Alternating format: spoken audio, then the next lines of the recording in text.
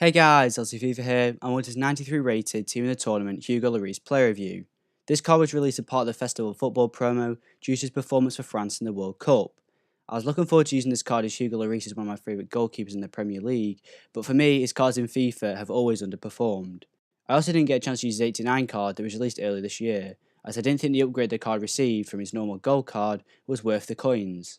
Anyway, this is the team I used him in, starting with Lloris in goal, Aurier, Bailly, Koscielny and Rose in defence, Gay, Henderson, Ali and Rashford in midfield, with Jesus and Son in strike.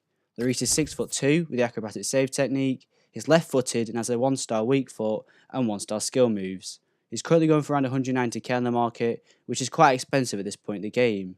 I use him with basic and glove chemistry styles, and for me, he played the best with glove. Also, I thought it's important to mention that all the games you'll see in the video are all from weekend league games. So moving to the in-game clips, I'll start with his positives, the first one being his diving. He dives really well and he feels like a true acrobatic goalkeeper as he dives to save every shot in the best possible way. He uses his full reach to save the ball and he can make some incredible looking saves just because of this. He has a decent overall coverage of the goal, and I especially noticed how good he was at getting down to save shots heading for the bottom corners. Next is reflexes, which are one of the best things about the card. Lloris has always been known as a goalkeeper with amazing quick reflexes who makes some almost impossible reaction saves. He's no different in FIFA with this card. He saved me a few times where I've just expected it to be a goal due to my opponent being in such close range to my goalkeeper. He showed this in one clip where a grower stood about 9 yards out. He shoots on a half volley and Lloris dives to push the ball just past the post. I have to admit, this card is one of the best I've used when it comes to reflex saves, and it lives up to the 95 rating on his card. However, for me, the best thing about the card is his boost in handling. Considering Lloris is a highly acrobatic goalkeeper, I did notice that he held onto a lot of shots that I wasn't expecting him to, including some from close range. Lloris often got the animation where he brings the ball safely into his body to prevent any possible rebounds. He didn't really punch the ball away unless it was the only option, and he didn't create many second chances for my opponent as he would push it out wide or behind for a corner.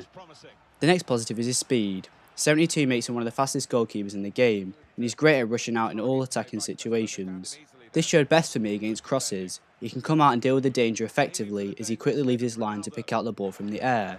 However, an important thing to note is that I noticed a couple of times he doesn't fully commit to the run if you stop pressing the button for him to come out, so make sure you do press wide triangle when you commit to bringing him out. The final positive was his distribution. Although he doesn't have the long throw trait, Lloris was decent enough when it came to throwing the ball out. His kicking, his rate at 76, was both powerful and accurate, and I'd say it plays better than the stat suggests. Now on to the negatives, the first one being his overall shot blocking ability. He sometimes struggled to fully stop the ball with his whole body, and as a result, what should be a simple save ended up with a goal. This I'm going to say is inconsistent, as he was decent occasionally, but there was a few times where if he'd spread his body properly, he could have prevented a goal. I'm also going to factor in low driven shots here, as he failed a lot of the time when using his feet. Sometimes if the shot was taken from around the edge of the box, he'd instead dive to save the ball using his hands, which actually worked better than using his feet.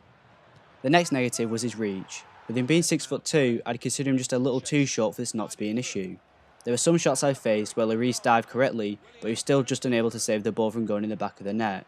This has been improved from his normal card however, as he performs better due to his increase in diving. The final negative was his positioning. This has always been an issue for Lloris cards throughout FIFA, and unfortunately this card is no different. He really struggles with shots heading for the top corners, both inside and outside the box.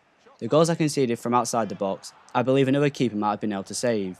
I conceded 2 weak foot finesse shots that went into the top corner of the goal. However, his position from crosses was actually really good, so if you do end up using Lloris, I'd try to push your opponent out wide rather than allowing space central to the goal. So overall, I'm going to give 93 Hugo Lloris a 7.5 out of 10. He's a decent keeper who has the ability to make some great game-changing saves from close range, which sets him apart from other high-end keepers.